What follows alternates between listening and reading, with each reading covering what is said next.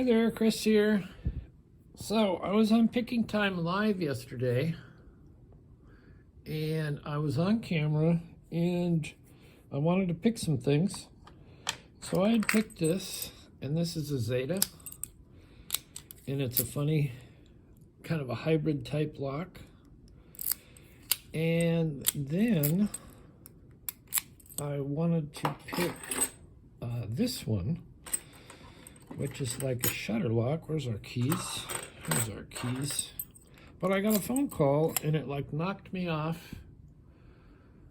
Are you focusing? Yes. It knocked me off, and then I didn't get the phone call, and it got all messed up. So I thought I would go ahead and pick this, and I also wanted to show, let's focus over here. I also wanted to show this little dresser that Lock Chuck set up and made and sent me. So let's pick this first, and we will show some other stuff. Now these locks, they're made in Taiwan. They're beautifully made. You just want to hold them. They feel so nice. And years ago, Bosnia and Bill took one of these, and I'm not so sure that ZETA didn't send it to him for this purpose, but it was never made clear.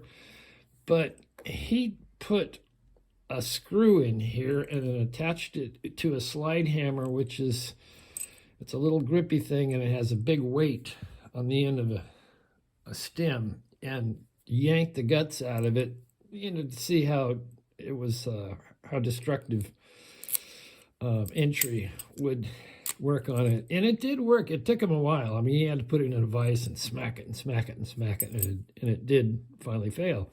But he had never picked any of these. The lockpicking lawyer took some of his and picked them.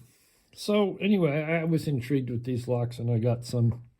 Now they come with different type bittings, and some are harder than others, definitely. This one is not too tough, so we're going to try and pick this. I'm going to use a Jimmy Long's, I think. And I'm going to use the half diamond. And I'm going to put a little bit of tension on it. Well, that was kind of a fluke, because it usually is not that fast. Let's try that again.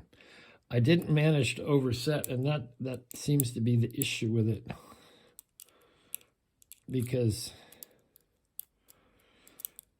I'm being careful not to overset. And you have to get in between the warding to pivot those pins up.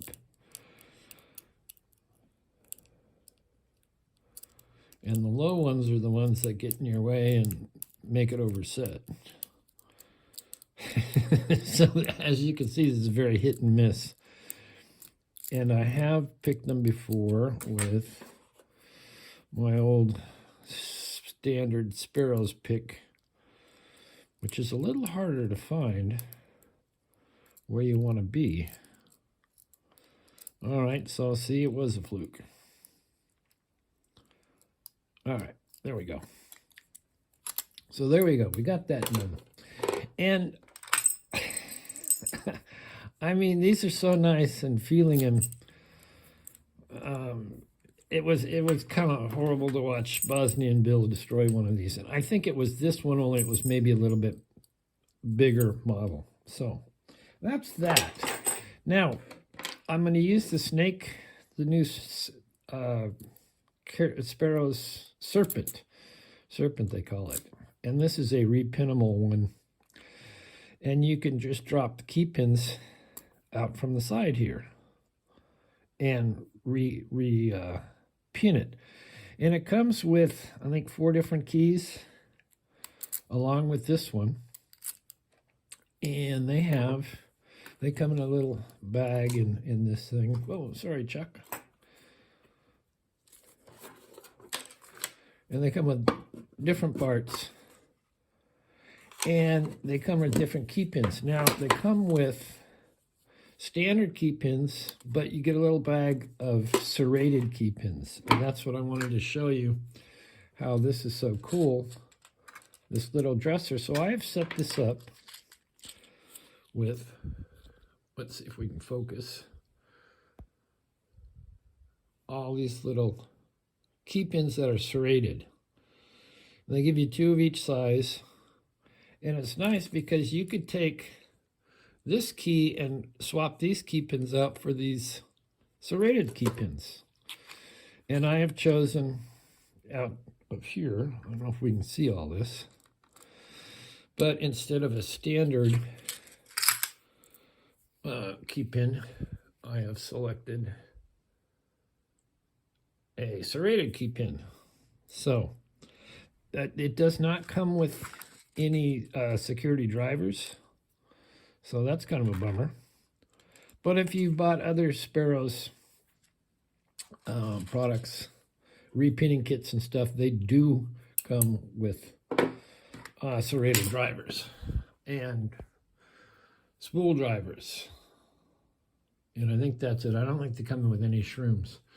So there you go. Snake approves. So that's the little serpent. And if you're a total newbie, you got to be very careful not to break this, because they come with all 5-pin keys, but there's 6 chambers, I believe. 1, 2, 3, 4, 5, 6. Yeah, so if you happen to not pay attention to what you're doing here, and you have a spring and a driver in this end, and you don't put a key pin in here, and you go and you turn it, the spring's gonna get caught, driver's gonna fall into this slot, spring's gonna get caught, and you're gonna brick it. You might be able to get it out. I have to think about that. But so if you are new, and well, anybody, if you're playing with these, be very careful that you put the proper things in the proper spaces, so that you don't have a void with just a driver and a spring, because you will brick it. So there you go. Thanks for watching. Thank you, Lockchuck, for this totally cool dresser. Anyway, that's about it from me, and we will see you next time.